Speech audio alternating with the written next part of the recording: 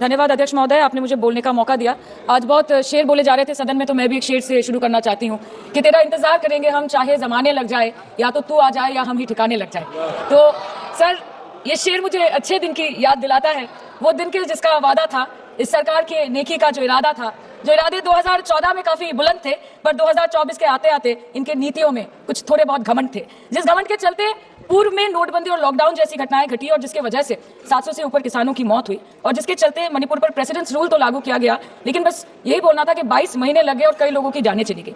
Sir, मैंने आगे भी ये चर्चा की थी कि president's rule was the only solution, why was it not imposed months ago when people were dying. जब हजारों की तादाद में लोग बेघर हो रहे थे, चारों तरफ आग जल रही थी, जब महिलाओं को विवस्त्र करके रास्ते पर घसीटा जा रहा था, जब सिर्फ भारत नहीं बल्कि पूरे विश्व मणिपुर की चर्चा और निंदा दोनों कर रही थी, तब आप कहां थे? Sir, this delay in imposing President's rule proves that the BJP leadership neither had the will nor the competence to handle the Manipur crisis, and the administration watched quietly as ethnic tensions spiraled out of control. Sir, मैं ज्यादा detail में नहीं जाऊंगी क्योंकि हमने चर्चा पहले भी की है, और आज लगभग 2:15 को हम मणिपुर पे आलोचना कर रहे हैं। इतना इंपॉर्टेंस अगर पहले दिया होता तो शायद इसकी नौबत ही नहीं आती। So this is what I think. पर सर, ये शर्मिंदगी की बात है कि आज भारत के एक राज्य में प्रेसिडेंट्स रूल है। ये भी शर्मिंदगी की बात है कि 140 करोड़ की आबादी में 80 करोड़ को मुफ्त में राशन दिया जाता है।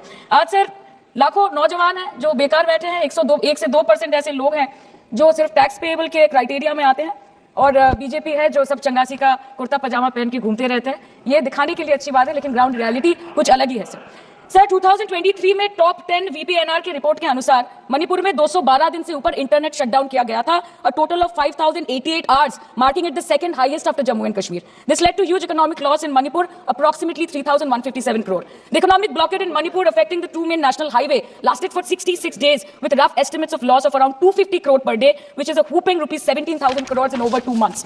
Over 67,000 people were forced to leave their homes and cramped up in only 360 relief camps. Nearly 12,000 people fled to Mizoram. Approximately 7,000 people sought refuge in Nagaland, Assam and Meghalaya. Over 1,700 people taken refuge in Kachhat district as of June 2024.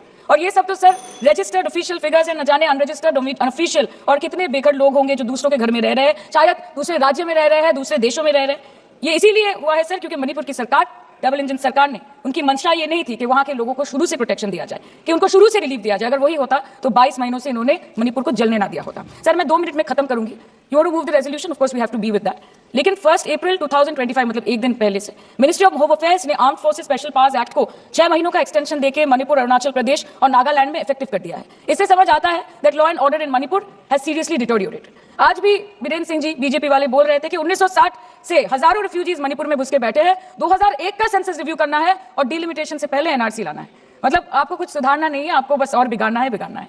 जिस तरह असम में NRC के नाम पे इस सरकार ने 1500 करोड़ से ऊपर फूंक दिया और करीबन 19 लाख लोगों को अस्तित्व संकट में डाल दिया। आप वही हरकत दोबारा दोहराना चाहते हैं मणिपुर के लोगों के साथ। अध्यक्ष महोदय, मैं अंत में बस इतना कहना चाहती हूँ मणिपुर के भाई और बहनों की तरफ से कि जिंदगी यूं भी गुजारी जा रही है जैसे कोई जंग हारी जा रही है। जिस जगह पहले के जख्मों के निशान हैं, फिर वहीं पर चोट मारी जा रही है, इसलिए आपके माध्यम से इस सरकार से मेरी यही अपेक्षा रहेगी कि मणिपुर के हालात में सुधार लाए, वातावरण में संतुलन लाए, पहले अपने देश के लोगों को मित्र बनाए, फिर जाके विश्व बंधु कहलाए जाए। That the home minister and the prime minister should work overtime and step outside the comfort zone to address the needs of the people and restore normality at the earliest in Manipur. Thank you sir.